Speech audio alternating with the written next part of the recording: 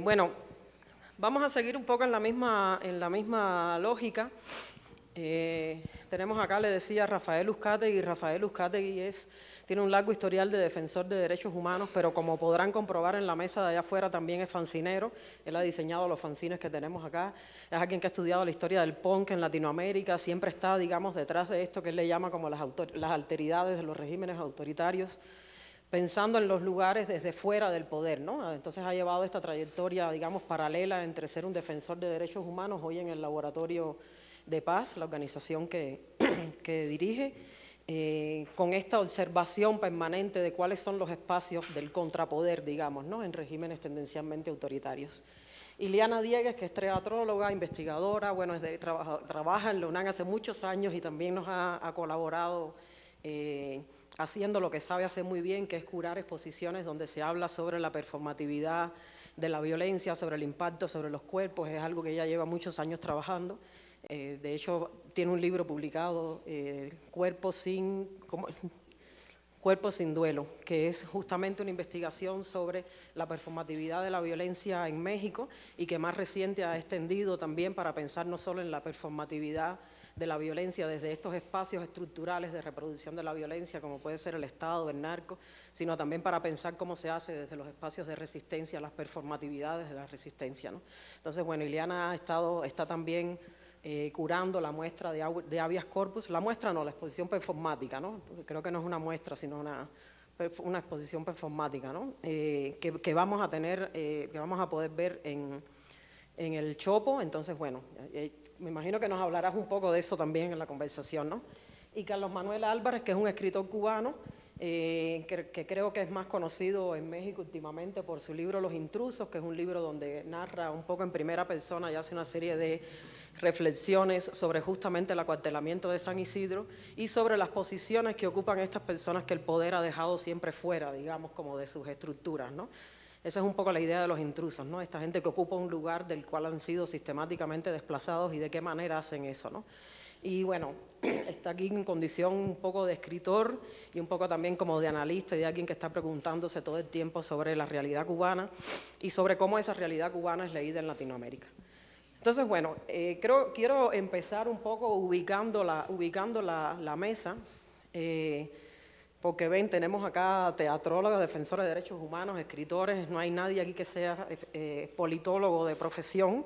Y uno dirá, bueno, pero van a hablar de reconfiguración del mapa ideológico, entonces puede parecer un poco contraintuitivo, pero por el contrario, esa es justamente la idea, ¿no? Queremos hablar del problema de la ideología, del drama un poco que nos atraviesa, creo, ahora en la región de la polarización, en la cual uno está todo el tiempo compulsado, ¿no?, a ubicarse en alguno de los dos sitios posibles de esa polarización, y también de las alternativas y de la manera en que eso se está reconfigurando, ¿no? Pero nos interesa sobre todo pensar en eso justo desde otros registros, cómo se piensa eso desde los espacios fuera de las estructuras sociales permitidas, cómo se piensa eso desde los afectos, cómo se piensa eso desde las relaciones, ¿no? Y por eso esta mesa está configurada de esa manera. Y en ese sentido yo quería empezar con el título de la mesa, ¿no?, pensando qué es esto de la ideología que siempre es como no sé, nos presiona tanto porque hablamos una y otra vez de salir de eso, pero ahí está, ¿no? Es como algo de lo que tratamos de huir y de todas maneras doblamos la esquina y ahí nos está esperando, ¿no? Y voy a empezar por la izquierda, después van a decir, si alguien reporta, dice, voy a empezar por la izquierda, pero bueno, no hay ninguna intención eso, ninguna doble intención en eso, creo, no sé. Preguntando un poco, y aquí la pregunta es un poco para los tres, pero lo que quería que me comentaran es, desde su sitio de denunciación, desde su labor que hacen, digamos, escribir, defensa de derechos humanos, teatrología, ¿cómo entienden el tema de la ideología? O sea, es como, mi pregunta es algo necesario, es algo que a ustedes les funciona en el trabajo que hacen, o que tratan de evadir, o que piensan quizás redefinirlo de otra manera. Gracias, Gita. Por supuesto, la pregunta me parece que es cardinal. Bueno, gracias a todos los amigos, amigas y colegas por compartir estos 3 días con nosotros, este espacio. Estoy hablando un poco también en calidad de organizador. Ha sido un esfuerzo sostenido y la verdad que muy emocionados de poder generar un espacio donde confluyamos, intercambiemos y armemos una especie justamente de ajiaco ideológico y político que nos desestructura algunos de los lugares a veces cómodos en los que nos ubicamos, ¿no? En ese sentido,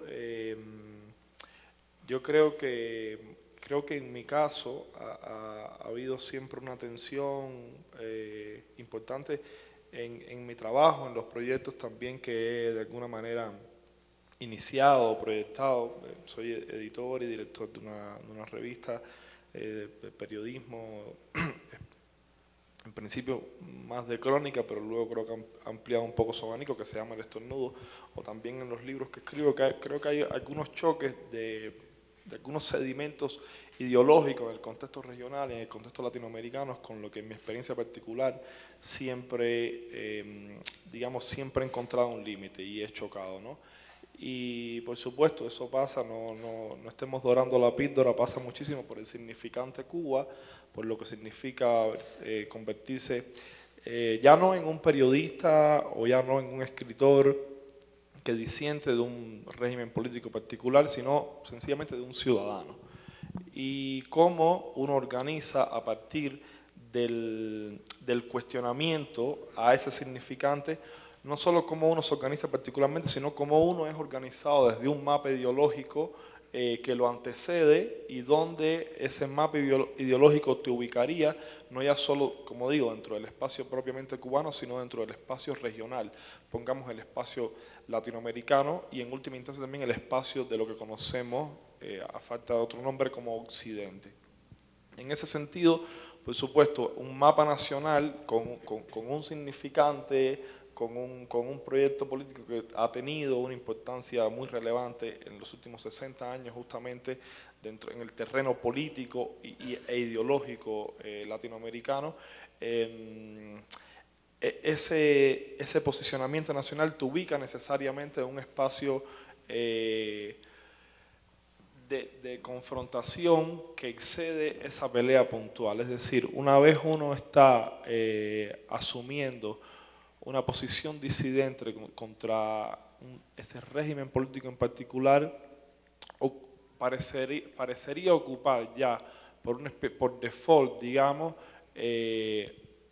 un lugar o encarnar una ideología específica en otros escenarios. Para mí ha habido ahí un punto de discusión importante, porque he tratado de pelear con la idea de que el cuestionamiento al régimen político cubano en particular no implica necesariamente otros posicionamientos ideológicos fuera de ese escenario, lo cual no excluye la idea de que algunos de esos posicionamientos ideológicos podrían estar también de acuerdo con mi lugar. No, lo que quiero decir es que así como está en disputa esa discusión política en Cuba, quiero que estén en disputas otras también. No sé si me explico. No significa necesariamente que porque yo asumo una posición disidente no pueda pensar otras realidades. Se supone que viene como, ¿sabes?, como en un paquete homogéneo la idea de enfrentarse al régimen político cubano, de cuestionarlo, implica también necesariamente como otros lugares de enunciación que ya están asumidos. Es decir, estoy hablando de instituciones, estoy hablando de lugares de enunciación, estoy hablando de redes de acompañamiento, etcétera, que están establecidas y que, si bien me parece que son muy necesarias, también a mí me gustaría ponerlas en disputa, ¿no? Creo que un poco incluso hasta el festival está organizado alrededor de esa idea de fondo. Entonces, bueno, en principio como dejar eso ahí y luego seguiremos ampliando el punto. Sí. ¿Quién quiere seguir de ustedes luego? Gracias. No, bueno, muchas gracias a Rialta y a los amigos del Estornudo y a ustedes. La verdad que estoy bien contento. Creo que las comunidades de resistencia nicaragüenses, cubanas y venezolanas tienen que seguirse encontrando y acompañando. Y bueno, ya se ha iniciado ese camino, nos hemos tardado un poquito, cada quien metido en su realidad, pero bueno, ya comenzamos. Así que bueno, seguiremos caminando juntos afortunadamente. Creo que ese es el vaso medio lleno de la gravedad de las situaciones nacionales, la obligación de crear comunidad, ¿no? de seguirnos acompañando. Entonces, a ver, Bueno, yo soy defensor de derechos humanos y bueno, también tengo otras filias. Y cuando comenzó el gobierno de Hugo Chávez a finales de 1998, que gana las elecciones, yo pensé que estaba en un lugar privilegiado porque tenía todo, digamos, la trayectoria para cuestionar lo que yo pensaba que se estaba construyendo en mi país. Es decir, era rockero punqueto, era antimilitarista, era defensor de derechos humanos y hacía periodismo, o intentaba hacer periodismo. Y yo decía, nada de estas cosas yo las puedo hacer en Cuba, de manera libre, ¿no? Y creo que van a estar en riesgo en Venezuela. Y cuando la deriva autoritaria comenzó a hacerse más aguda, bueno, pues conseguí que había mucha incomprensión de la comunidad regional de mis propios pares, ¿no? Yo participaba en la Internacional de Resistentes a la Guerra y de repente los antimilitaristas les gustaba Hugo Chávez. Yo no podía entender eso, ¿no? Los antimilitaristas les gustaba Hugo Chávez. Pero bueno, similar situación me ocurrió con todas las comunidades en las que yo participaba, para mi desconcierto, ¿no?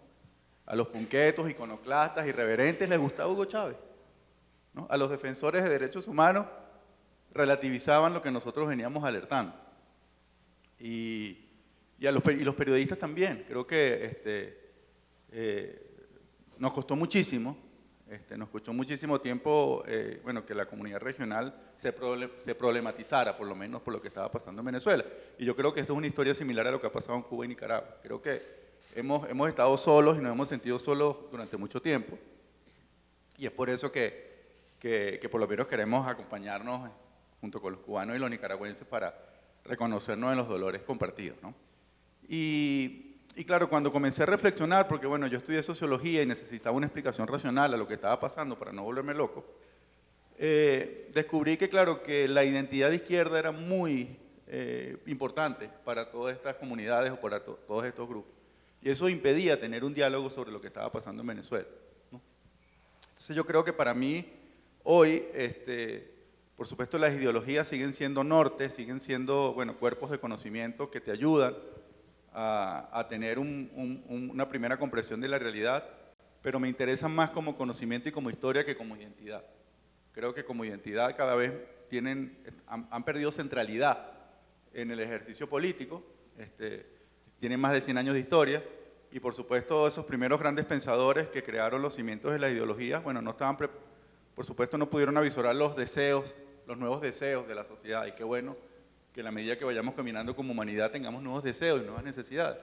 Por ejemplo, la diversidad sexual, el tema del medio ambiente.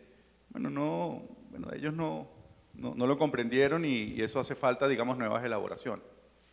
Entonces, siento que para poder entonces, bueno, pensando sobre lo que había pasado en el tema venezolano, me pareció importante intentar mantener ese diálogo desde un lugar diferente a las ideologías, porque eso, digamos, enrarecía la discusión, ¿no?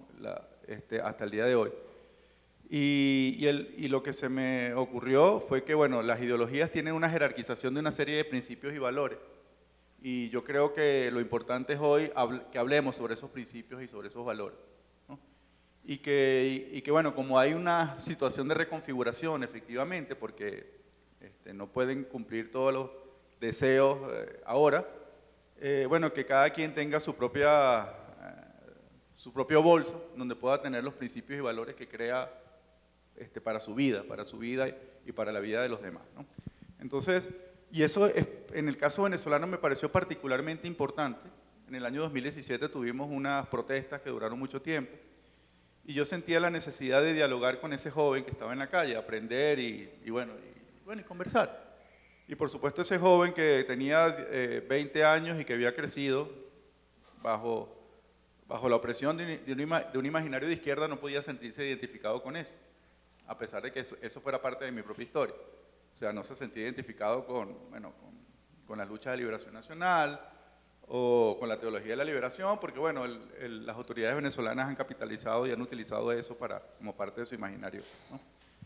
Y entonces, pero esos jóvenes, entender que las ideologías no tienen la franquicia de la lucha contra la pobreza o del bienestar del ser humano. Y entonces, bueno, poder conversar con esos jóvenes porque ellos, por supuesto, tenían un deseo de lo que estaba, o tenían un pensamiento de lo que estaba bien y lo que estaba mal, ¿no? Y esos referentes los conseguían en otro lugar, ¿no? Los conseguían en las películas, por ejemplo, en las series, ¿no? Juego de Tronos, ¿no? sobre lo que está bien y lo que está mal. Y por supuesto, afortunadamente el ser humano se sigue identificando y sigue, en la mayoría de los casos, queriendo el bien para sí mismo y para los demás, ¿no? Creo que, bueno, esa profunda vocación religiosa la seguimos teniendo y podemos discutir sobre religión. Pero, entonces, en el caso venezolano me pareció muy importante, bueno, que sigamos hablando sobre la superación de la pobreza, por ejemplo, y decir, esta no es una franquicia de la izquierda, ¿no? Sobre la igualdad de oportunidades, o la posibilidad de tener un emprendimiento. Eso no es tampoco una propiedad privada de la derecha tampoco, ¿no? Entonces, en el caso venezolano, todavía el gobierno ha sido muy eficiente, el gobierno venezolano, en marcar el conflicto venezolano en un discurso ideológico, y eso permanentemente lo fortalece. Entonces creo que tenemos que posicionarnos desde otro lugar, entendiendo que las ideologías nos van a seguir acompañando durante mucho tiempo. Han perdido centralidad, pero efectivamente siguen siendo brújulas para tener, digamos, una primera y rápida ubicación, ¿no? Pero, por supuesto, esa brújula analógica tiene que digitalizarse y complementarse con otras cosas, ¿no?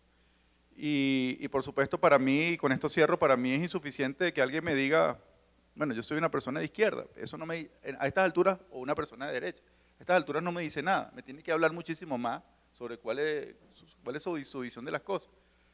Pero yo creo que esta afiliación identitaria sigue siendo muy fuerte, sigue generando, bueno, solidaridades automáticas o silencios interesados.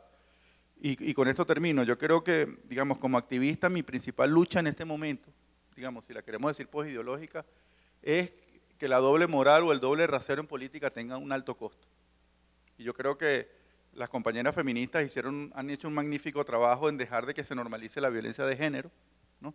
Y que eso tenga un altísimo costo para las personas que incurren en ese tipo de prácticas. Entonces, bueno, yo finalizo diciendo la doble moral, la doble rasero y la hipocresía en política.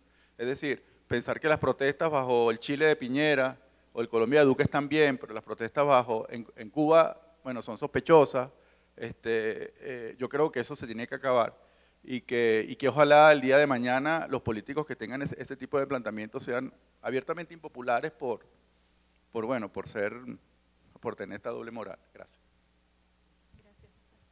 Bueno, buenas tardes, o buenos días todavía.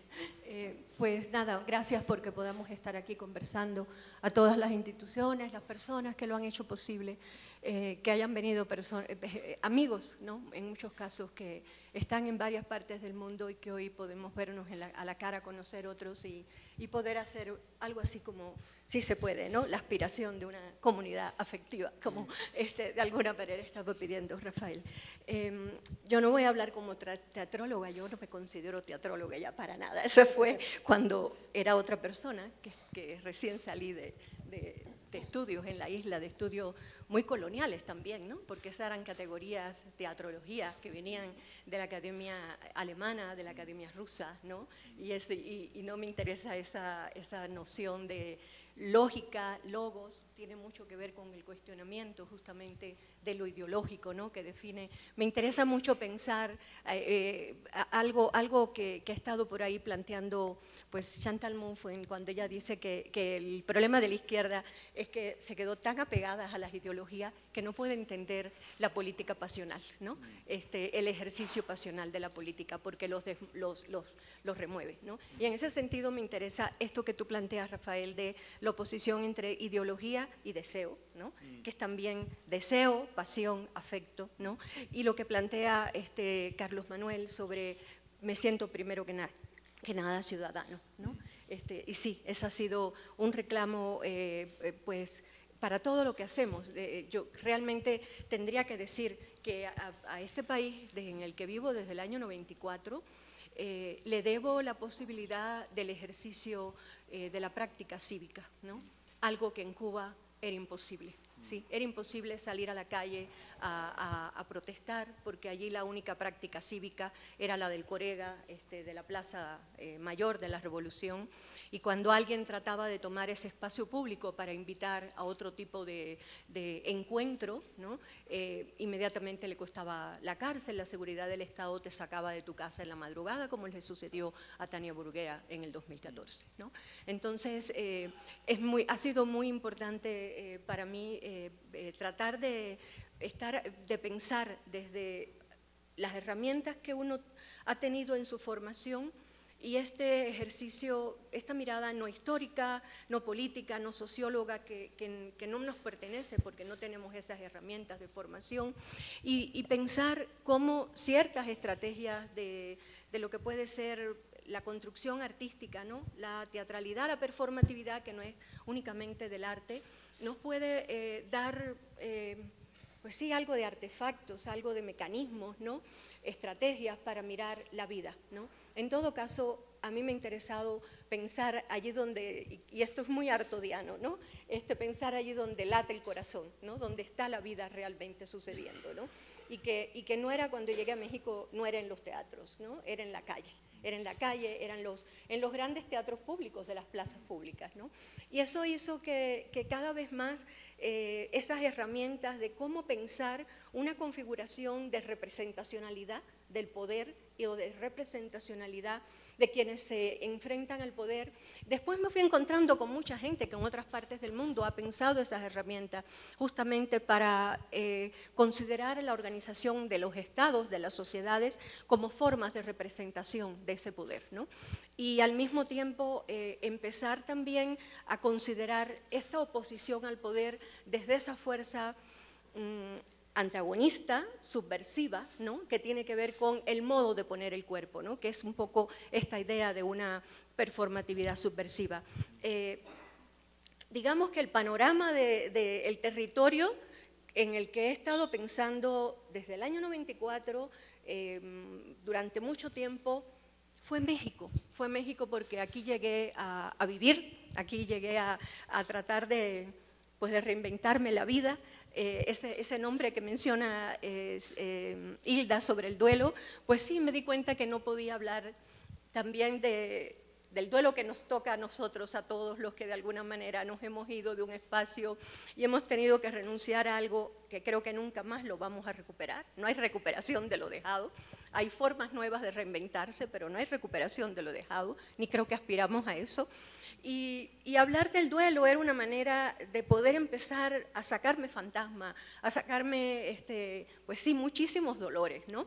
Y tratar de entender también cómo uno podía coexistir en ese espacio al que llegó, ¿no? Cómo uno puede empezar a reconstruir la vida.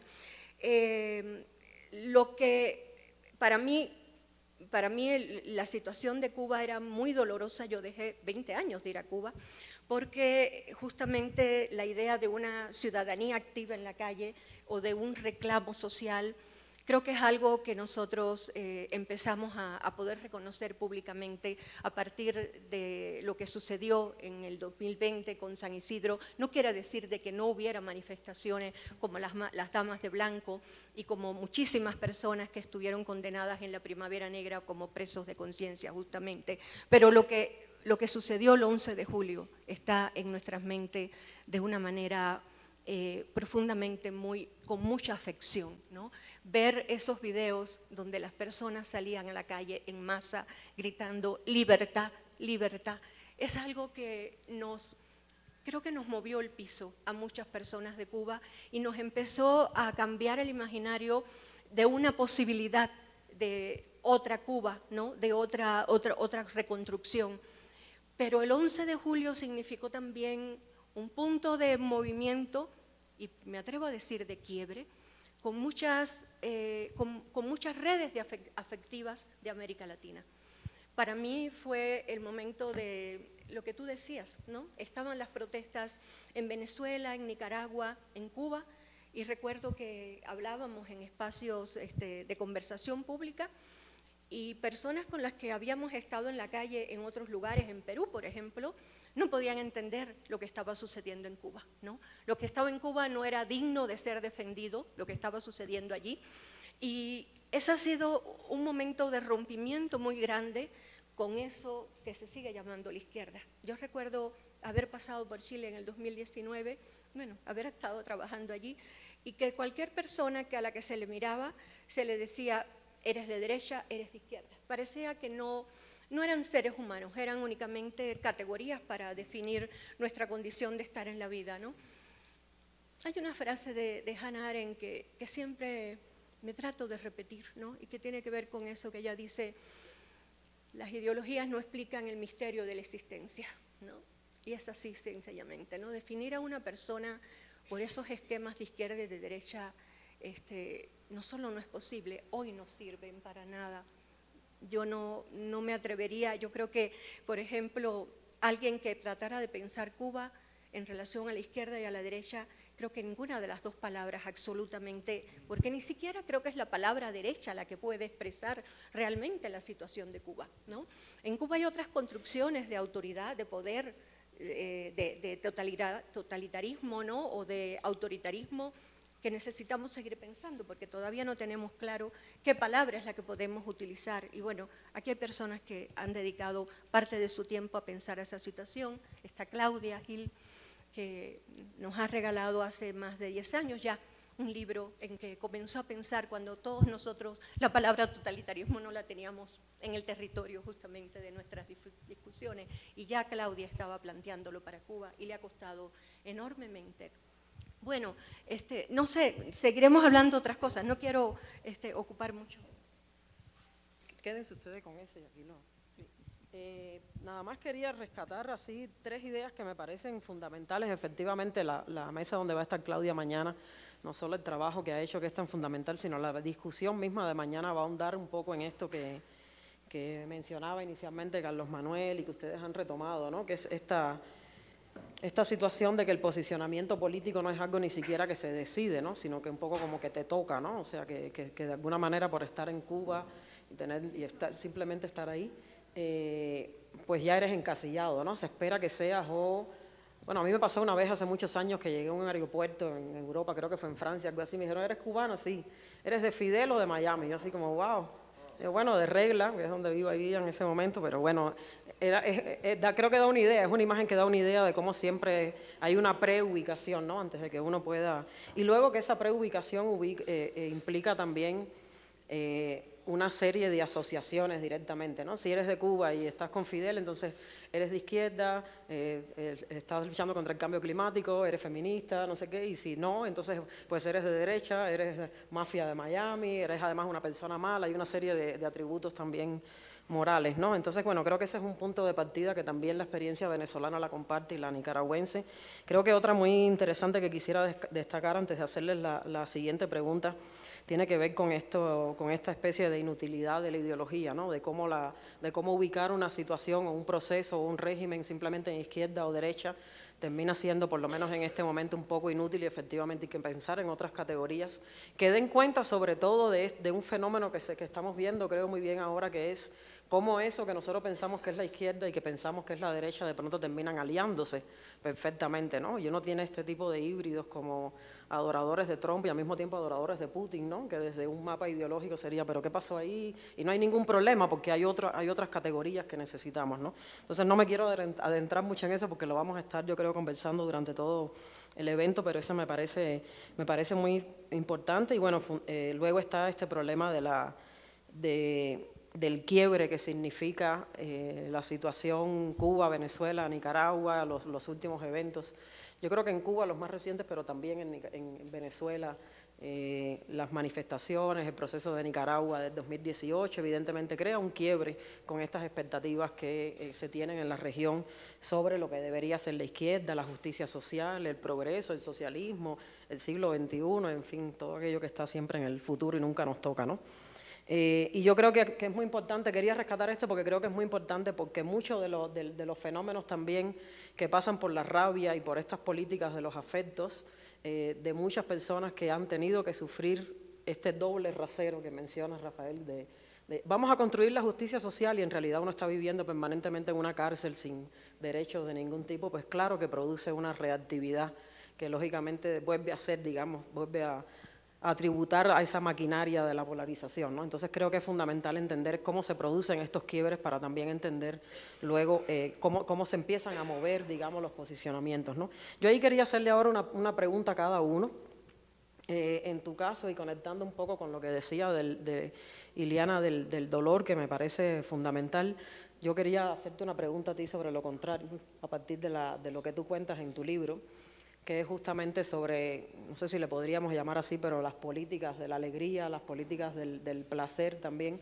O sea, cómo ese dispositivo que de alguna manera pasa por una especie de reinvención que es para la alegría, también se convierte en un mecanismo, pues yo diría antiautoritario, incluso antiautoritario, porque involucra otras lógicas, ¿no? Esa categoría en el caso cubano más reciente, en el que uno ha sido juez y parte también, me parece fundamental. Yo creo que en el caso de San Isidro, y un poco lo refleja el libro, la reivindicación de la fiesta como un lugar de resistencia política, como un lugar de, o sea, no utilizar el espacio de reunión carnavalesco como un lugar de evasión, sino incluso como un lugar justamente de reconfiguración de vínculos y como un lugar de enunciación disidente o resistencia a un orden político autoritario puntual. Yo en ese sentido recuerdo muy bien cómo en el caso del movimiento San Isidro estaba muy... Justamente en los días del acuartelamiento hubo una especie de manifestación, no sé si tú recuerdas puntualmente, incluso algunas de las personas que estaban en huelga en algún momento salieron a la calle y bailaron, por supuesto, la máquina propagandista totalitaria trataba de relativizar o frivolizar justamente la protesta que se estaba llevando a cabo, porque asociaba como esos ejercicios de resistencia a una presunta poca seriedad del discurso político que se estaba articulando desde ahí. A mí me parece que una de las grandes virtudes que tuvo el movimiento San Isidro fue justamente situarse muchas veces de manera intuitiva, otras de modo más consciente. En cualquier caso, me parece que eso es poco importante, cuán consciente o cuán intuitivo era en algún punto. Fue situarse siempre, no sé si por fuera o un paso más adelante de las trampas ideológicas que el poder político y de las zancadillas ideológicas que el poder político quería ponerle a cada una de sus acciones cívicas, ¿no? Y en ese caso fue algo que de alguna manera pospuso su acta de defunción, si así podemos llamarlo. Y cuando pospone su acta de defunción, activa sin duda las posibilidades de contaminación que esos ejemplos pudieron generar después en la conciencia o en la maduración de una conciencia cívica dentro del pueblo cubano. Por ejemplo, yo creo haberme percatado en algún punto de un recorrido cada vez más sofisticado dentro del país, a pesar de unas condiciones que cada día, cuando no parece posible, son más adversas en términos estrictamente materiales. Ha habido una sofisticación del arte de la protesta política, es decir, hay un arco narrativo, si se quiere, y también, por supuesto, de experiencia, donde las personas, los ciudadanos han ido aprendiendo cómo protestar. Por supuesto que hay un evento, como dice Iliana, el evento del 11 de junio es cardinal, es un parteaguas. De hecho, si nos fijamos después y yo lo veo como una noticia grata, si nos fijamos después del 11 de julio, de un modo o de otro, en Cuba no se ha dejado de disentir, de protestar. A veces de modos explícitos y directos, a veces incluso de modos más elusivos, si se quiere, pero no deja de ser como una conciencia cívica de que hay ciertos espacios que me corresponderían o que me pertenecen por derecho natural. Ha habido una conciencia de cuáles son mis derechos. Tomar incluso a veces el espacio público para reuniones que no confrontan directamente ni siquiera al régimen, me parece que son un saldo justamente de experiencias políticas frontales, como pudo haber sido la protesta del 11 de julio.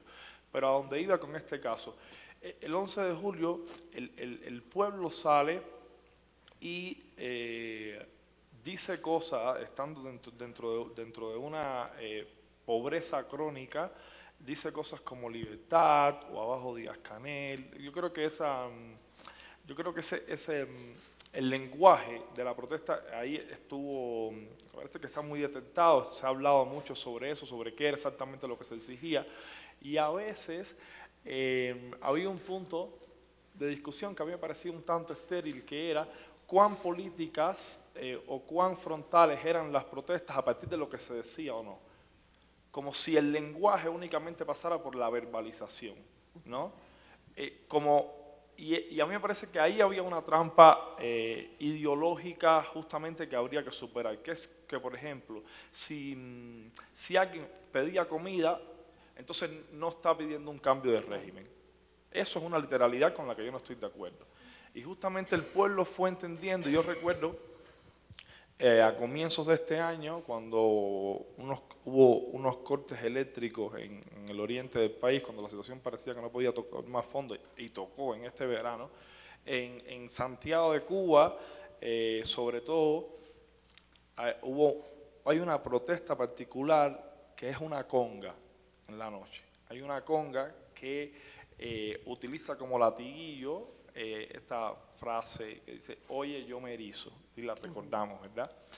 Esa frase de oye, yo me erizo viene de una señora vehemente, castrista, que está hablando del líder mayor y para recordar el impacto afectivo que tiene en ella, laudatorio dice, está hablando de Fidel y dice, oye, yo me erizo. El pueblo agarra esa gramática de la obediencia, llamémoslo así, y la subvierte, resignifica esa idea, que es algo que antes, que antes no pasaba, ¿no? Antes el lenguaje pertenecía única y estrictamente al régimen y a partir de ahí se articulaban el resto de los discursos. Y nosotros entramos a un lugar donde uno siente, y cuando uno está hablando del lenguaje, por supuesto, eso está muy directamente relacionado también con los cuerpos y con los espacios de disputa. La calle, por supuesto, ¿no? Que son lugares de confrontación que cada vez son más evidentes en el escenario cubano. Se subvierte ciertas lógicas, o al menos ciertas jerarquías, ¿no? Y ese oye, yo me erizo fue transformado en una conga. Y ese oye, yo me erizo hace 3 años quizás hubiera desatado la discusión de que, mira, quizás no es tan frontal, quizás no discute tan directamente la legitimidad del régimen. 3 años después me parece que eso estaba fuera de duda. A nadie se le ocurrió cuestionar que esa conga sonando con los calderos y las cucharas en los que no cae comida y hay entonces que utilizar esos objetos y encontrarle una funcionalidad, y la funcionalidad es la protesta, ahí donde debería ir otra cosa. Esa ausencia genera se llena de algo, entonces se llena, por supuesto, se llena de resistencia. En ese momento creo que ya está fuera de duda y me parece que hay, si te fijas, hay una manera también, no de escapar, porque no hay que escapar incluso de la consigna directa, de la consigna que dice libertad o dice abajo Díaz-Canel. Está muy bien, pero hay una adición del repertorio, lo cual quiere decir que hay un aprendizaje o unas maneras donde yo incorporo de repente aquello donde había pan y circo, donde utilizaban un carnaval justamente después de un fracaso de una zafra de los 10 millones, doy cerveza a granel al pueblo y doy fiesta por 10 días para que se olviden del fracaso político y del fracaso económico que esto implica. Bueno, en este momento ese lugar, que era un lugar justamente que se utilizaba para aplacar ciertas inconformidades, ahora ese lugar puede utilizarse efectivamente para resignificar nuestras molestias y nuestras incomodidades, ¿no? Y eso es algo que el mapa ideológico tradicional cubano, el mapa ideológico tradicional en la que se lee el conflicto cubano, que es en el terreno básicamente hay un alargamiento de la Guerra Fría, si así podemos decirlo, estas categorías escapan completamente, ¿no? Y hay que estar como detectar eso. Muy breve, aunque quizás no tenga que ver estrictamente con la pregunta. Yo recuerdo que yo tuve, llamémosle revelación, en un momento de cómo pueden funcionar estas lógicas y cómo quedan completamente rebasados los esquemas ideológicos en los que normalmente pensamos nuestros territorios y nuestros países. Hace unos 5 años yo estaba en una escuela en San Felipe, esto es un pueblo pequeño muy cerca de Valparaíso, en Chile, y tenía que ofrecer una charla a unas estudiantes, una escuela de niñas, a unas estudiantes de secundaria. Y tenía antes una especie de desayuno con los directores de la escuela, y cuando estábamos hablando, Valparaíso es uno de los lugares donde, sobre todo, es el puesto de mando de la Marina del Ejército chileno, y donde era uno de los lugares donde los desaparecidos fueron echados al mar, etcétera. Fue un bastión pinochetista en el golpe de Estado y después durante la dictadura militar chilena. Y cuando, por alguna razón, no muy extraña, evidente, sale el tema, y la directora de la escuela me dice, sí, bueno, el 11 de septiembre, el pronunciamiento militar. Y rápidamente hay en mí una alarma, justamente también por el uso de la neolengua probablemente, y le digo, bueno, no es un pronunciamiento militar, es un golpe de Estado. Y ahí hay un momento de tensión, dice, bueno, no hay una discusión sobre eso. Y le digo, no hay ninguna discusión sobre eso, es un golpe de Estado. Y dice, bueno, yo no lo puedo asegurar porque yo no lo viví. Le digo, bueno, la experiencia y el nombrar las cosas no tiene que ver solo con la experiencia particular de uno, ¿no? En fin, sale otro profesor, zanja un poco la atención, quedamos en que efectivamente es un golpe de Estado, no un pronunciamiento militar, y al mismo tiempo esa persona, digamos, si dice eso, uno diría, bueno, esta es una persona que relativiza la dictadura militar chilena, o es una persona, en ese sentido, yo la voy a ubicar en la derecha, ubiquémosla en la derecha. Si la estoy ubicando en la derecha, es una persona que, si sale el tema cubano, va a ser una feroz crítica del régimen. Y entonces, cuando caemos en el tema cubano, bueno, no, eso le doy un panorama breve y me dice, no, pero no se puede comer langosta, me dice. Yo creo que hay para todo el mundo, me dice, pero la educación, en fin, empieza a repetirme, ¿sabes?, una serie de estamentos propagandísticos del país, y de repente entendí que había subrepticiamente y de manera más definitiva, o sea, de manera más ilustrativa de cuáles son nuestros conflictos políticos, ideológicos en el terreno puntual, había como unas lógicas del miedo, del ocultamiento, de la relativización, de las violencias políticas del continente, que filtraba, tú sabes, las conciencias individuales independientemente de estos esquemas ideológicos. Porque, por ejemplo, ¿dónde ubicaba esto? Y eso, que parece un ejemplo puntual, la experiencia me ha demostrado que es sistémico, que eso básicamente casi cualquier escenario que yo vaya a pensar en la región, y por supuesto el conflicto cubano, lo puedo leer mejor desde esa manera que desde los lugares previamente establecidos, ¿no? Y el caso de San Isidro, el caso de la fiesta, el caso de la protesta, de cómo se articuló desde allí, ejemplifica, me parece que de modo muy evidente, estas tensiones y estos equívocos. Sí, completamente. Es interesante eso. En México nosotros cada rato hacemos la broma que aquí hasta el más panista adora la Revolución Cubana, ¿no? Efectivamente te puedes encontrar gente que uno esperaría que fuera muy crítico con la Revolución Cubana, y de pronto es como, se quedan en blanco y es como, viva la Revolución, y sin embargo, pues, no es lo que te esperarías, ¿no? La pregunta para ti, Liana, sí, creo que me parece bien que la respondas antes, es la pregunta por la rabia, porque tú hablas mucho de los afectos. Y creo que efectivamente hay un problema en no entender la importancia de los afectos en los posicionamientos políticos incluso. Y bueno, ahí hay un fracaso no solo de las ideologías, sino de la teoría del actor racional, ¿no? Que cree que uno siempre como que escoge, valora y dice el riesgo, el beneficio, pone las cosas en una balanza. Y bueno, obviamente cada vez funciona menos así, ¿no? Yo quería preguntarte por la rabia, por las formas de manifestación de la rabia, pero un poco si pudieras pensarlo en lo que ha pasado recientemente en Cuba, pero un poco comparado también con México, a partir de las personas en México que se movilizan también, por ejemplo, para el tema de las desapariciones forzadas en México y que están enfrentando una violencia que, digamos, es diferente por el contenido, pero que también se movilizan a partir del dolor y la rabia, ¿no? Quería preguntarte un poco por eso.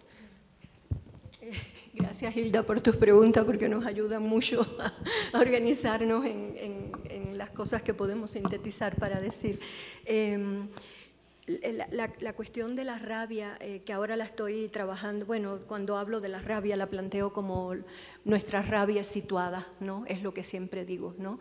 Porque a mí me importa mucho eso de, no es lo mismo cómo yo sitúo la rabia en un contexto que en otro, en un territorio que en otro, ¿no? Entonces, a mí me interesa hablar de esta dimensión de rabia situada, pero todo esto tiene un recorrido que yo tengo que ser honesta y decirlo, ¿no?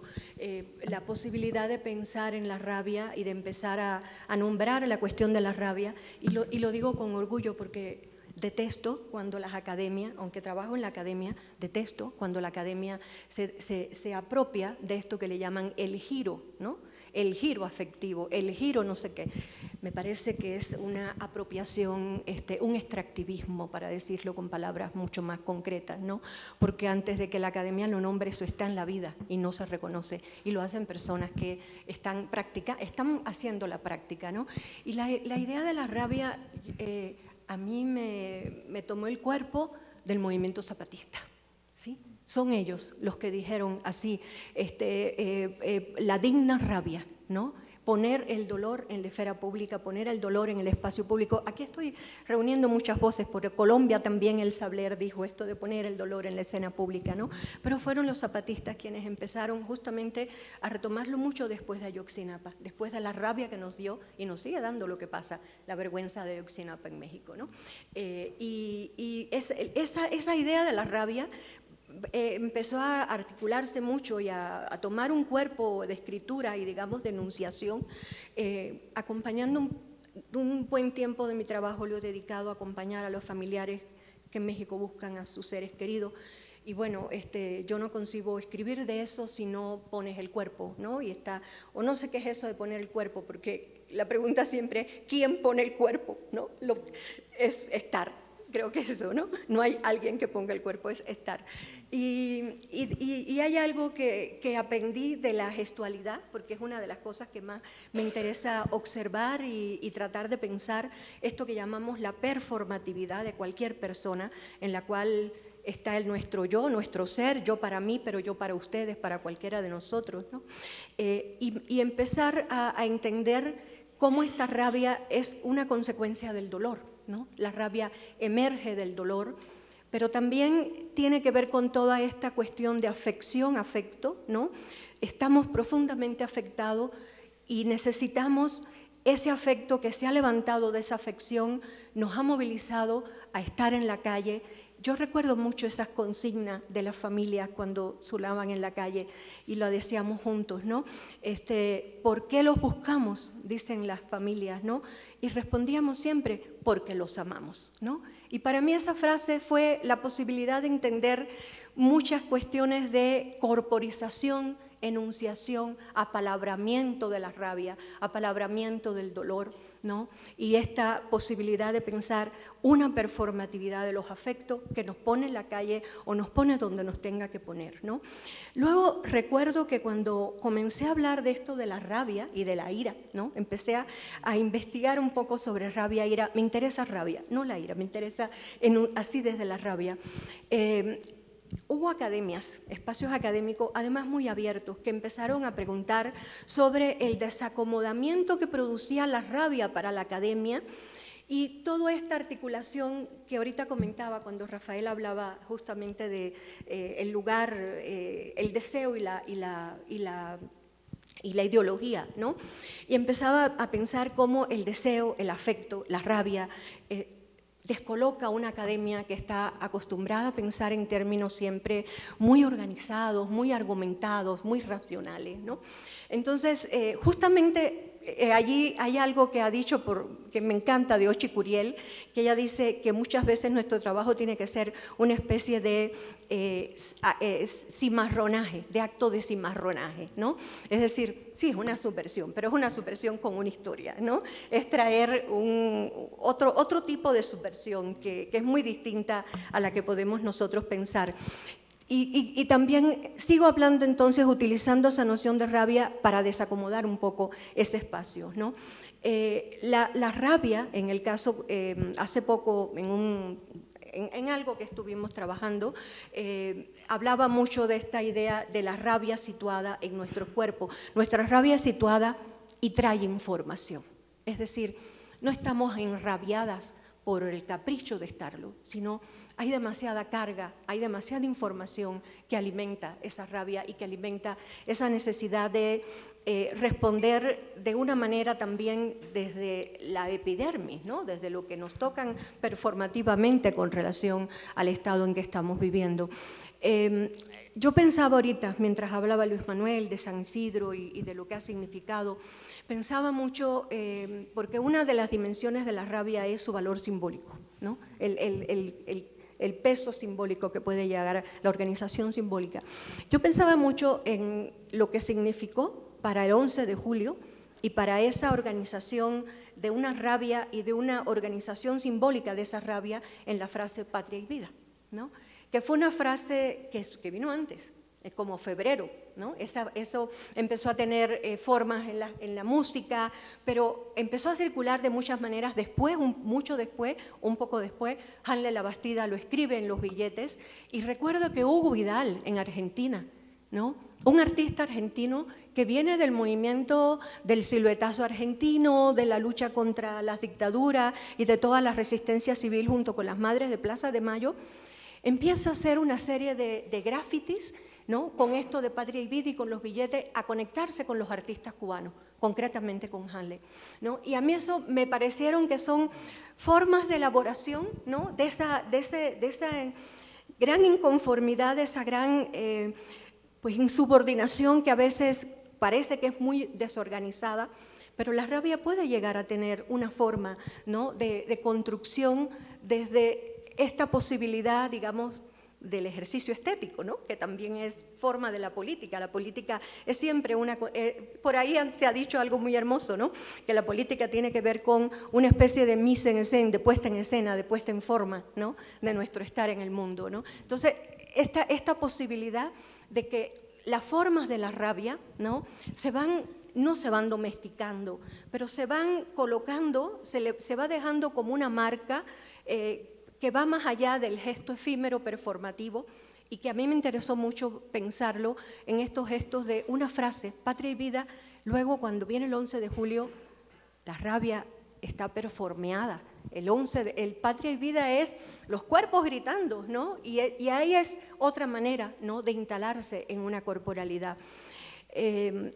Bueno, a mí me interesa trabajar justo siempre reconocer cuando estamos enrabiados, porque a mí me pasa mucho. Me doy cuenta incluso cuando estoy hablando y siento que hay una intranquilidad, hay un malestar, si es que le puedo decir así, que es como una rabia que te trato de organizar, porque las palabras y la rabia a veces no se llevan bien, ¿no?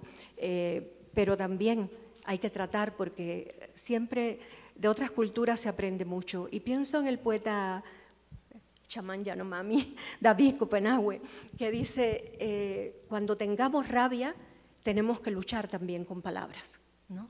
Y eso me ha dejado pensando. Yo pensaba siempre que la rabia me desorganizaba la posibilidad de la expresión y trataba de pensarlo más en una organización de formas estéticas, no precisamente desde el lenguaje, ¿no? Y David Copenhague me ha dejado mucho en ese desafío, ¿no?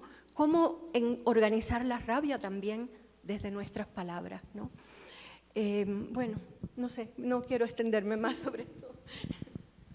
Sí, muchas gracias, Ileana. Está muy interesante esto de las palabras, porque justamente hay un contraste aquí interesante, ¿no? Como que a veces no pasa por las palabras necesariamente, y a veces justamente el desafío es encontrar las palabras para que tome una forma, para que pueda ser canalizado de alguna manera, ¿no? Y alcance, digamos, su potencia, que yo creo que es una potencia disruptora, ¿no? Creo que coincidimos un poco, y lo que ustedes han ido diciendo coincide un poco con que no estamos pensando justamente qué ponemos en lugar de la ideología, sino más bien estamos pensando en estos dispositivos que son antitotalitarios, antiautoritarios, pero también antiideológicos, en el sentido de que todo venga como en unas configuraciones prehechas y todo tenga que ubicarse en una etiqueta determinada dentro de un espectro, ¿no? La pregunta para ti, Rafael, es un poco diferente, pero quería un poco cerrar antes de que abriéramos la conversación al público. Tú hablabas de esta bolsa de herramientas, ¿no? De esta posibilidad de decir, bueno, con las ideologías de alguna manera vamos a tener que seguir lidiando, por lo menos como cuerpo de un conjunto de ideas a defender, aunque no necesariamente como una identidad, ¿no? Entonces eso abre la posibilidad de tener justo una bolsa de herramientas donde uno puede, más que pensar en un conjunto ideológico, en un paquete ideológico, puede pensar en un conjunto de principios y valores, ¿no? Y bueno, has explorado un poco esta bolsa para una Venezuela post-autoritaria, digamos, post-ideológica, tú le llamas. Bueno, yo quería preguntarte así, por lo menos 2 o 3 de esos principios que tú crees que serían fundamentales para sostener la acción cívica, la acción ciudadana, incluso cuando más allá de esa acción hubiera transformaciones en el campo ideológico, digamos, ¿no? ¿Cuáles principios tú crees que serían fundamentales? Gracias. A ver, yo creo que hay como, frente a cuando las ideologías se convierten en camisas de fuerza, y en el caso de nuestros países, que uno se enfrenta a regímenes que han utilizado todo un imaginario positivo y un imaginario políticamente correcto, y lo han vaciado de contenidos y de significado, uno puede tener como 2 caminos, ¿no? Uno puede hacer como un trotskista, intentar dar la pelea desde adentro y renovar a la izquierda, y bueno, y luchar por decir, hay una auténtica izquierda, esta no es izquierda, pero para mí ese es un camino muy extenuante y es el camino que yo no elijo, ¿no? Y es interesante la referencia a los zapatistas porque justo cuando cae el muro de Berlín hubo una crisis del pensamiento de izquierda internacional y los zapatistas irrumpen y pareciera que iba a haber como una reoxigenación o o la izquierda iba a comenzar a corregir sus propios defectos, ¿no? Porque, bueno, por todo ese imaginario, por toda la narrativa, por la manera de ser, una guerrilla que no quería hacerlo, bueno, eso conmocionó, ¿no? Y luego aparece el movimiento antiglobalización, que también fue un movimiento que intentaba ser diferente a lo que había sido las izquierdas tradicionales, los partidos centralizados. De hecho, muy interesante lo que cuentas, porque ellos también reivindicaban mucho la fiesta, y las primeras organizaciones fueron Reclame en las Calles, que hacían fiestas de tecno callejero en Europa, como una manera efectivamente llegaron a la misma práctica, ¿no? Y bueno, ese esfuerzo de la izquierda por renovarse a sí misma, bueno, fue truncado a mi juicio, porque, bueno, la vieja izquierda evitó ser desplazada, ¿no? Y para mí, en el caso de América Latina, la pulsión antiimperialista fue muy importante para detener, digamos, ese proceso de renovación.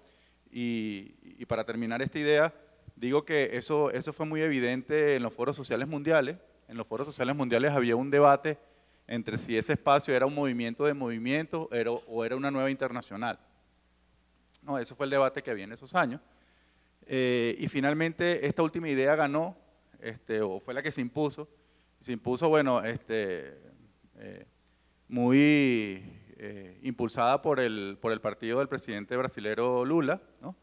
Pero tuvo su lugar de materialización en Caracas cuando se hizo el 6º Foro Social Mundial en el año 2006, ¿no? Ahí fue cuando ganó que se creara una nueva internacional, ¿no? Que esa era como la nueva internacional y todas las otras discusiones, otras formas de organizarse, otros deseos, otras maneras, perdió impulso, ¿no?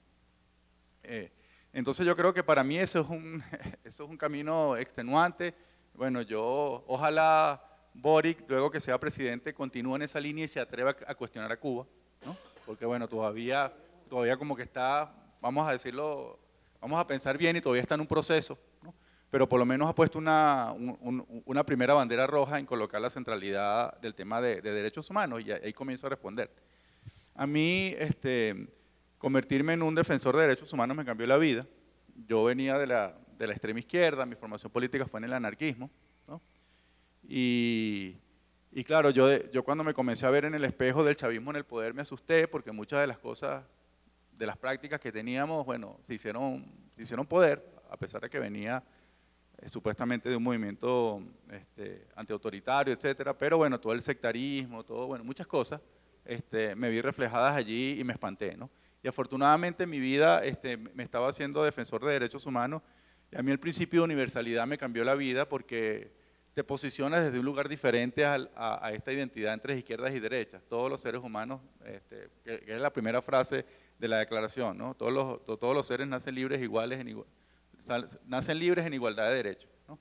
Entonces ese principio de universalidad, de entender que las personas, bueno, por esencia, tienen derecho a vivir, ¿no? Y a ser, eso para mí fue muy importante. Yo creo que me transformó en una persona muchísimo más tolerante, más abierta, tener que defender la dignidad de personas que, bueno, que no pensaban como yo, pero tenían derecho a, bueno, a ser así, tenían derecho a ser diferentes. Y las izquierdas nunca han podido responder satisfactoriamente qué hacemos con la diferencia, ni siquiera el anarquismo, ¿no? Porque la izquierda siempre piensa que todos nos vamos a transformar, todos nos vamos a convertir, ¿no? Y si no te conviertes, bueno, eso no lo dicen tan abiertamente, pero hay una neutralización política, simbólica y física, ¿no? Entonces yo he escogido como bueno, intentar hacerlo desde otro sitio y creo que el tema de los derechos humanos es central, ¿no? Porque creo que se posiciona desde un lugar diferente a esta identidad entre izquierda y derecha y reconoce la valía que hay en cada ser humano, ¿no? Entonces eso me parece importantísimo. Lo otro, que bueno, por darle un nombre, a los sociólogos nos encanta buscar categorías, que son las políticas del cuerpo, ¿no? Y yo creo que aquí seguimos como encontrándonos en esta conversación, ¿no? Fíjense que en las protestas venezolanas del año 2017 hubo un grupo de muchachos que, bueno, el gobierno reguló o intentó regular el tema de los tatuajes y un grupo de adolescentes comenzó a participar dentro de las protestas a reivindicar su derecho a tatuarse, ¿no?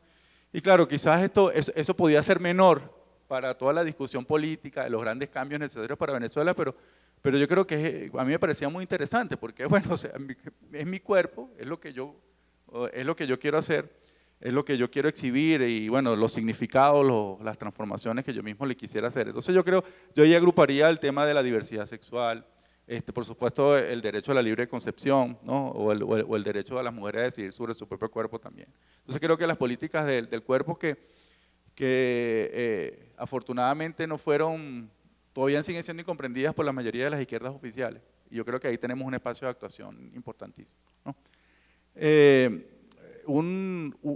Para el caso venezolano, el tema del civilismo, o durante mucho tiempo lo llamé antimilitarismo, pero también descubrí que una de las cosas que deberíamos superar en esta identificación identitaria es la política del resentimiento, que es enunciarte en función de los que estás en contra, ¿no? Y yo creo que en la izquierda eso es muy evidente. Entonces, en el caso venezolano, el tema bueno, tenemos el mito fundacional de Simón Bolívar, tenemos Simón Bolívar II, que fue Hugo Chávez, tenemos Simón Bolívar III, ahorita que es para ser Nicolás Maduro, y tenemos, digamos, toda una formación, tenemos toda una historia contada en función de batallas militares. Yo creía que en todos los países del mundo era igual, pero en Venezuela tenemos un héroe militar en el centro de todos los pueblos y ciudades de Venezuela. Yo pensé que eso era lo normal, pero cuando tú comienzas a salir y comienzas a contrastar, dices, no, eso no es normal. Donde yo vivo, lo que hay son unos coyotes, ese es el centro. Pero en Venezuela tenemos una estatua ecuestre épica que recuerda una batalla militar. Entonces, creo que para el caso venezolano, porque por supuesto, esta caja de herramientas tiene que estar adaptada a tus necesidades y a tus realidades, ¿no? Tú no podrías hacer una caja una caja de herramientas genéricas para todas las realidades. Y en el caso de Venezuela creo que hay que reivindicar el papel de los héroes y heroínas civiles que construyeron país, ¿no? Y creo que eso, hay una corriente historiográfica que ha comenzado a trabajar sobre eso, ¿no? Y ojalá, bueno, siga rindiendo frutos, porque creo que hay toda una dimensión que hay que entender, hay que valorar y hay que comprender, ¿no? Y además, bueno, reconocer que no es en lo militar donde está ese dispositivo para mejorar la sociedad, sino más bien en todo lo contrario, ¿no? Entonces, me preguntaste 3, ¿no? Bueno, ahí están esas 3. Gracias. Son varias, ahí los invito a leer el libro de Uzcategui que hace. Son como 10, ¿no? Las que tú presentas, pero creo que con estas 3 nos dan una idea, ¿no? Porque creo que es importante esto de pensar también a despecho de las ideologías, ¿no? No qué es lo que está en el mainstream y a dónde nos movemos, ¿no? Sino que es eso que tiene que seguir siendo hecho todo el tiempo y qué posición tiene que ser ocupada, ¿no? Todo el tiempo a pesar de eso que esté sucediendo, ¿no? Digo porque lo que viene también para los futuros nuestros, pues pueden ser también pues unas reacciones también y unos procesos también de sobreideologización justamente como reacción a lo que estamos viviendo ahora, ¿no? Yo quería abrir la conversación. Muchísimas gracias por las respuestas, realmente creo que nos permiten discutir, que los puse a pensar un poquito. No, pero bueno, eso está en el trabajo de ustedes, creo que más bien es como sistematizar un poco, ¿no? Y ponerlo a conversar y también ponerlo a abrirlo, digamos, ¿no? Entonces ahí quería preguntarles si tienen preguntas. También pueden hacer eso, además una pregunta, tengo un comentario, ¿saben? Sin problema ninguno. Entonces, bueno, ahí les doy la palabra si alguien quiere preguntar o comentar algo. O se quedaron muy pensando y no lo han podido procesar todavía. A ver, ¿quién se atreve?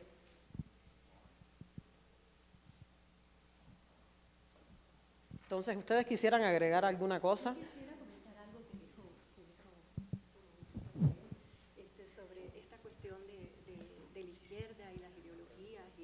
Y el problema a la dificultad por aceptar al otro, a la otra, ¿no? Incluso desde sus opciones sexuales, etcétera, raciales, incluso su condición racial, ¿no?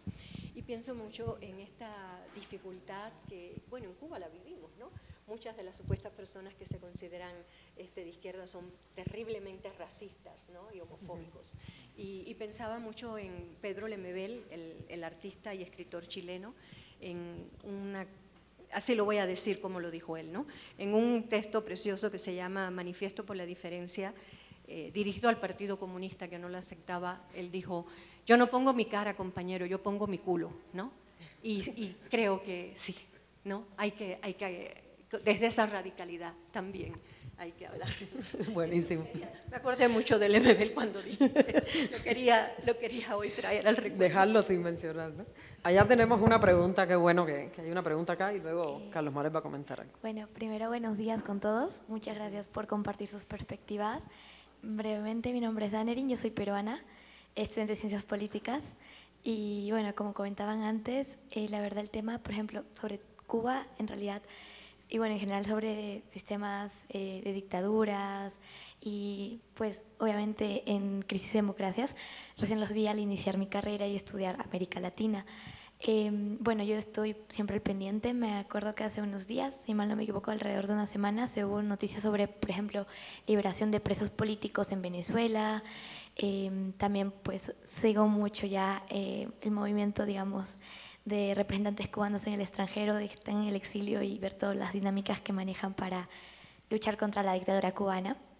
Me gustaría saber, hablando del tema de las ideologías y cómo al final me parece también muy incorrecto disgregar a las personas por si son de izquierda o derecha. Siento que la izquierda latinoamericana no es una sola, existen diferentes formas de pensar, diferentes vertientes de la misma idea que originalmente se concibe a veces como izquierda o inclusive hasta derecha.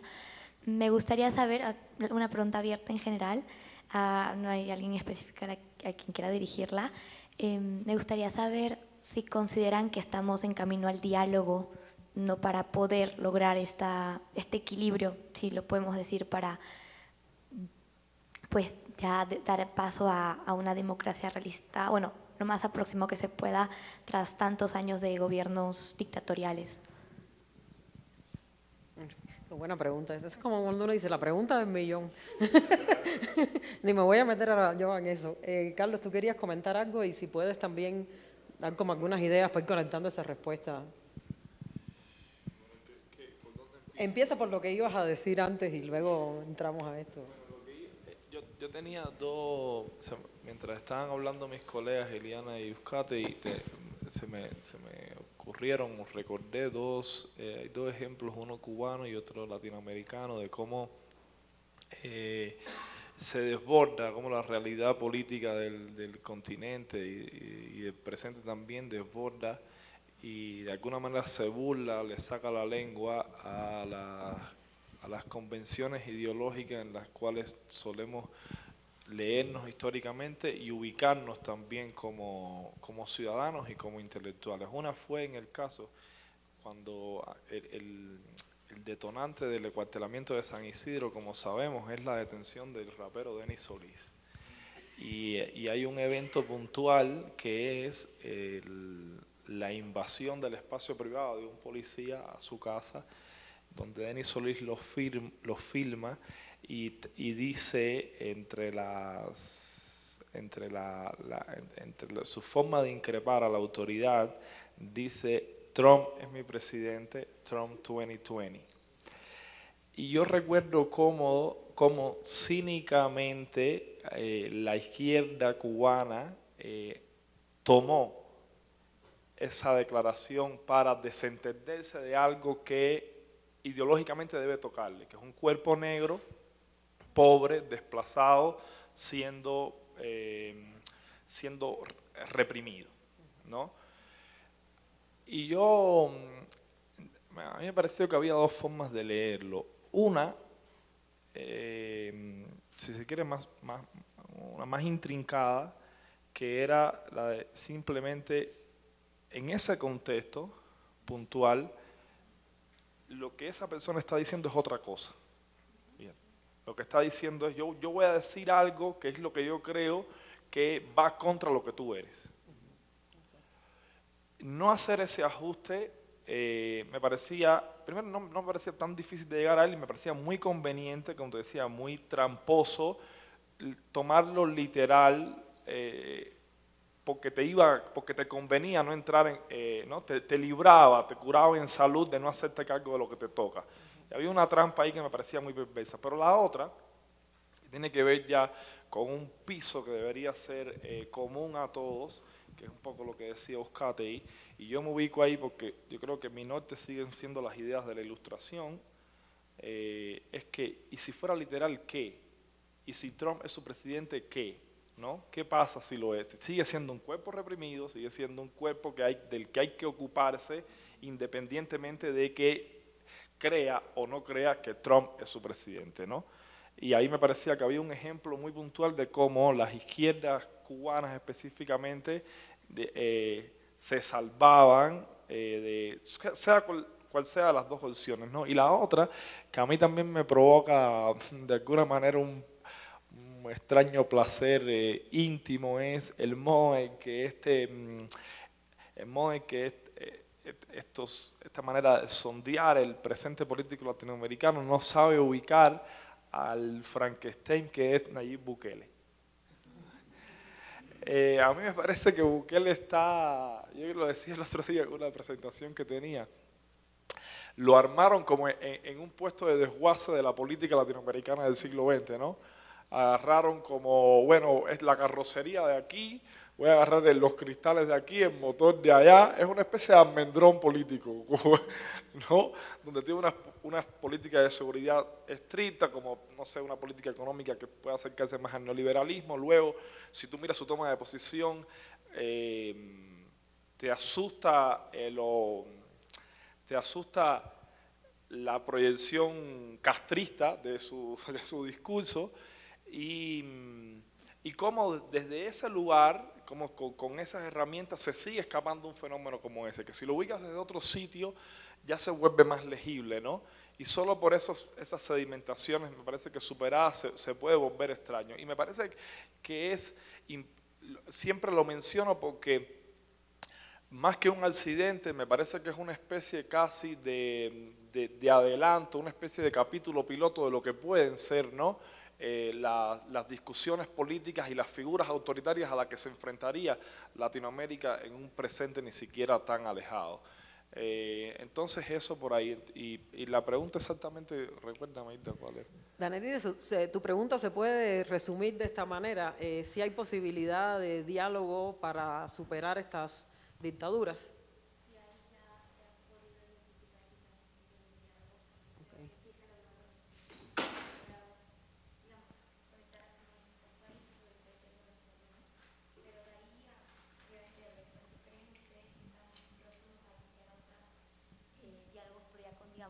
Con el otro lado, digámoslo así, o cuando dices articular. el otro lado, que es entre espectro, Con los Con el gobiernos, gobierno. con el gobierno, o sea, los gobiernos. Bueno, bueno, no sé, es una pregunta interesantísima y uno, en mi caso, uno pudiese quizás ver algunas señales de cierto tipo que podrían, tímidas quizás, pero no dejan de ser significativas. Don Rafael mencionaba el caso de Boris. A mí me llama poderosamente la atención. Quizás no llegó al puerto que deseábamos, pero cómo gobiernos progresistas de la región, particularmente más que México, Brasil y Colombia, tuvieron un papel mediador en el conflicto político venezolano, y ahí se produjo una ruptura, al menos una ruptura diplomática de cierto tipo, donde antes esas fuerzas estaban alineadas completamente. Ha habido un pronunciamiento, evidentemente hubo una especie de al menos de ruptura en algún término, no sé, en otros, donde estamos hablando de dos gobiernos, dos mandatarios que decidieron no reconocer finalmente, si no había la publicación de las actas, no reconocer el resultado de las elecciones, ¿no?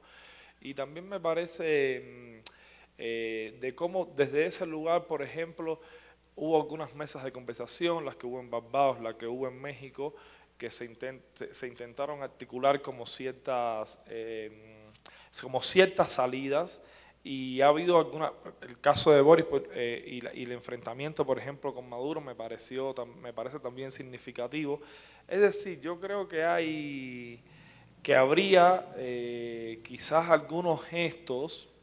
No quiero ser como demasiado optimista con eso, porque la realidad no invita ni mucho menos al optimismo, pero yo sí vería, o me gustaría ver algunos movimientos que, independientemente, digo, el caso de estos políticos puntuales, de cómo se articulan o no se articulan, o hasta dónde deciden llegar estos políticos progresistas en la elaboración de un discurso crítico de aquellos cadáveres que históricamente le pertenecen, como pueden ser Cuba, como puede ser ya Venezuela y por supuesto como puede ser Nicaragua.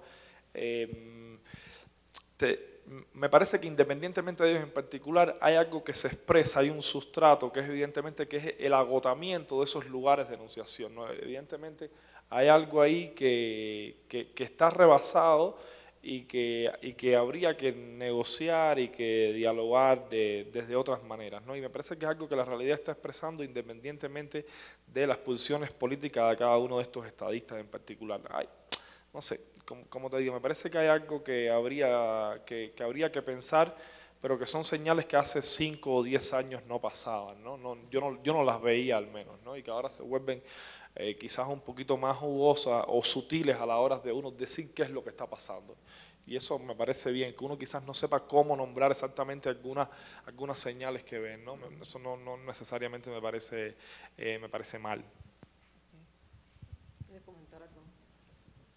Sí, no, a mí hay una oportunidad de renovación de la izquierda a partir, porque es cierto lo que comentas, que hay algo que se rompió, ¿no? Hay algo que se rompió, e independientemente de que la diplomacia, bueno, intente desescalar las tensiones diplomáticas, eso roto no se va a volver a componer, ¿no?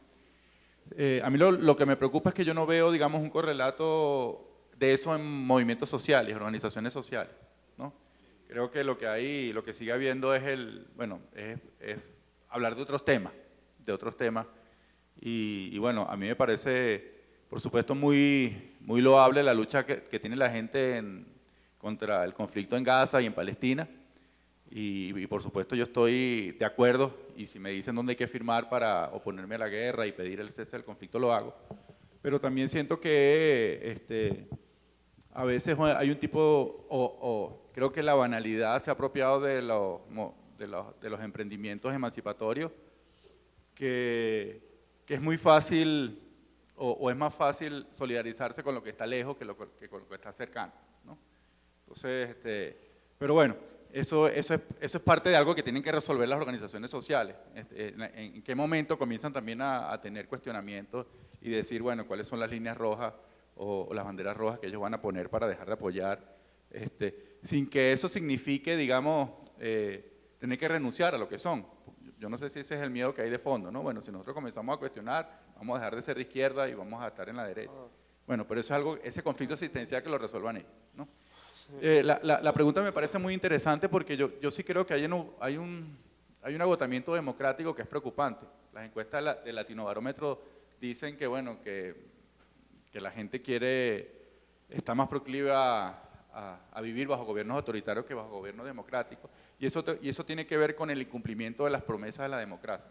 O sea, estos gobiernos autoritarios no aparecen de la nada, no son marcianos que llegaron, sino que se nutren de una serie de expectativas y de promesas incumplidas, y que, bueno, las capitalizan y a partir de allí, bueno, instalan un nuevo modelo de dominación. Entonces yo creo que ahí hay un desafío, que es cómo reinventamos la democracia y hacemos que para la gente común, o para todos nosotros incluso, tenga de nuevo, vuelva a tener significado. Entonces yo creo que allí hay un desafío. Yo creo que hay una pandemia autoritaria y bueno, Cuba sigue siendo, yo soy tu padre, sigue siendo el Darth Vader de toda esta pandemia autoritaria. Pero en el caso venezolano sobre los diálogos, bueno, nosotros vamos ahorita el 10 de enero, si Maduro se juramenta, vamos al peor momento de la historia contemporánea de Venezuela. Se va a instalar un gobierno de facto. Y bueno, yo creo que todavía el liderazgo político intenta, bueno, hay una mentira sostenida por 3 millones de personas, o sea, que fueron las personas que votaron por Nicolás Maduro, que dicen, esas 3 millones de venezolanos dicen, Nicolás Maduro ganó, cuando todas las evidencias dicen lo contrario. Entonces, a mí como sociólogo me gustaría conectar, porque yo como sociólogo me niego a pensar que hay 3 millones de fanáticos y fanáticas, ¿no?, en Venezuela. Y me gustaría conectar con un sector de ellos que todavía quieran poner su humanidad por encima de la ideología, ¿no? Y evitar, ¿no?, y evitar que el país siga en este naufragio en el que vamos. Y yo creo que los últimos mensajes de la clase política es para interpelarlos, en el caso del Mundo y María Corina Machado, para interpelarlos para que no ocurra la juramentación, ¿no? Entonces, y yo, digamos, yo también era de las personas que creía que un margen era suficiente para avalar una transición a la democracia. Se hizo mucho esfuerzo en que el margen fuera grande, porque, bueno, creíamos que en el chavismo había sectores que pensaban con una racionalidad político-instrumental en función de, bueno, que es la base de los diálogos y los acuerdos, ¿no? Bueno, hay una racionalidad política allí en juego. Ahí está el honor de la palabra entregada o el honor de la palabra dada. Bueno, la gente hace cálculos de su futuro político a mediano y largo plazo, y lamentablemente en el chavismo se impuso la cohesión y mantenerse en el poder a toda costa.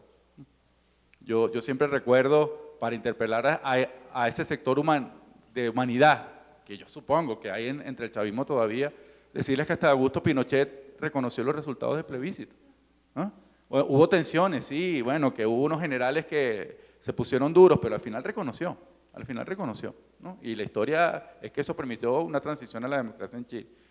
Y eso no ha ocurrido en Venezuela, ¿no? Entonces, yo creo que en nuestro caso vamos lamentablemente a un momento de confrontación, porque, bueno, teóricamente, si tú cierras todas las vías pacíficas, lo que queda bueno, abres la caja de Pandora de la violencia. Y ese camino a mí, por supuesto, no me gusta, pero, bueno, como sociólogo y como analista de la realidad, eso es lo que veo, ¿no? Se han intentado todos los caminos y lamentablemente no ha existido. A partir del 10 de enero, la curva de la represión en Venezuela va a aumentar, y en el tema de la negociación y el diálogo tuvimos la experiencia de los acuerdos donde hubo muchos incentivos y eso lamentablemente no fue eficaz, ¿no? Entonces, en el caso venezolano hay un gran signo de interrogación. Tenemos muchas expectativas de lo que pueda ocurrir el 10 de enero, pero bueno, la vida no termina ese día y nos estamos preparando para continuar la lucha por la democracia, la lucha por la dignidad, incluso para los chavistas, que yo creo que, digamos, ojalá que ese sea un aprendizaje que siga profundizando el sector que luchamos por la democracia, ¿no? Que haya ira, que haya rabia, pero que eso no dé paso al resentimiento, ¿no? Y de que sigamos cometiendo los errores de los cuales somos ahora víctimas. Ante esta pregunta sobre las perspectivas de futuro, la esperanza, el optimismo de cambios y demás, yo quiero decir que yo siento, y voy a decir algo complejo, pero yo siento una gran hipocresía en la izquierda, ¿sí? Siento que hay demasiado adiaforización, ¿no? Insensibilidad de la izquierda, o ceguera moral. Ayer Rubén en una conferencia hablaba de la ceguera moral, pero esto es algo que ha sido muy elaborado. Hay un diálogo precioso entre Bauman y un lituano, Donskis, ¿no? Donde hablan de todo este proceso, de cómo hemos llegado a un estado de insensibilidad ante el dolor y ante el problema de los otros. Y yo creo que la izquierda ha llegado a ese límite, ¿no? Hoy en día a mí no me dice nada que alguien me diga que es de izquierda o que sea de derecha, de verdad. Lo que tú dijiste, creo en la valía de las personas. No creo en la izquierda ni en la derecha como un sellito que se pone a la gente, como un sellito que se pone, como lo dijo así una gran feminista afroamericana, Bell Hooks, no me declaro militante feminista, ¿no? Que me juzguen si lo soy por mis acciones. De hecho, la palabra de militante viene de lo militar, así que es una palabra nada querida, ¿no? Yo no quiero ser militante de nada, ¿no? Porque no quiero estar cerca de los militares para nada. Pero quería decir eso, ¿no? Porque hoy en día en esta discusión de izquierda y derecha, lo que yo siento es una gran decepción de la izquierda, sinceramente, latinoamericana. Una inmensa decepción y una inmensa hipocresía, de manera general, ¿no? Y me imagino que se van a ofender muchas personas y amigos, pero ahí está en juego eso, los afectos, ¿sí? Bueno, eso era lo que quería decir. Bueno, esperemos que no se ofenda a nadie porque, bueno, la realidad es la realidad.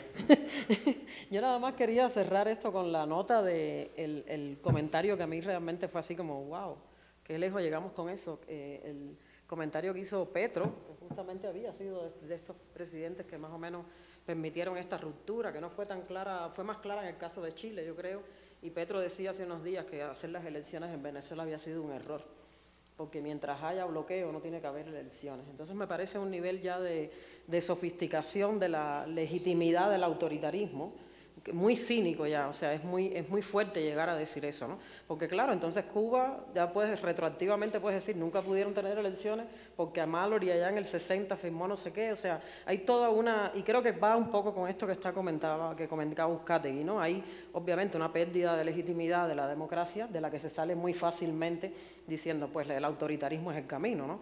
Y luego te encuentras esta gente que supuestamente son la izquierda crítica o son los que más o menos hacen contrapeso, que en algún momento también se empieza la balanza a poner muy rara, porque es como no reconocemos que perdió Maduro hasta que no los enseñen las actas, y es como 4 meses después está claro que nunca hubo actas, o sea, ya seguir pidiendo las actas, uno empieza a ser parte de esa maquinaria de legitimidad, ¿no? Y creo que ahí se pierde, que ahí es donde el diálogo empieza a tropezar con problemas, porque en Cuba también tenemos esa discusión, ¿no? Y siempre hay obviamente una necesidad de diálogo entre nosotros, o por ejemplo apelando a esos sectores, que es como, ¿qué pasa con esas 3 millones de personas que siguen votando por el chavismo? ¿Realmente creen en eso? ¿Perdieron la humanidad por el camino? ¿Qué pasó ahí? Pero ya cuando uno se lo plantea con regímenes que no tienen palabra, cuya única solución ha sido la represión, evidentemente no tiene nada que ver con el horizonte de deseos de uno mismo, sino obviamente las salidas dialógicas, pacíficas, no sé qué, cada vez están más cerradas, y creo que eso sí nos pone en una circunstancia realmente muy difícil, porque no es la propuesta de ningún movimiento social acabar esto por la violencia, ¿no? Es justamente acabarlo con el menor costo de vidas y de sufrimiento humano, ¿no? De eso se trata, pero nos enfrentamos a unos regímenes que no han dado la más mínima señal de que estén haciendo eso, ¿no? Cuando lo hacen es siempre como un simulacro, a ver cómo eluden el 10 de enero, cómo eluden las elecciones de no sé dónde, siempre es como tratando de ganarse un tiempito más, ¿no? Entonces ahí hay una pregunta que yo creo que es un desafío, digamos, difícil, sobre todo desde el campo de la defensa de los derechos humanos, de los movimientos sociales. Entonces, bueno, es una pregunta dura con la que creo que nos vamos a quedar y seguiremos de todas maneras pensando en ella, pero bueno, quería cerrar un poco con eso, porque no es una pregunta que podamos eludir con buenos deseos. Ese es como el punto. Está ahí y nos está interpelando fuertemente, ¿no? Yo, si les parece bien, los dejaría aquí porque creo que necesitamos un cafecito, en fin, nada más. No, el cafecito es importante, nada más decirle, bueno, retomamos en 25 minutos con el conversatorio Explorando Futuros para la Democratización en Cuba, donde Cubadata nos va a presentar una serie de datos para pensar cómo la población ya está pensando en cosas que el gobierno no está pensando y bueno, ahí nos adelantamos un poquito. Entonces nos vemos en un rato.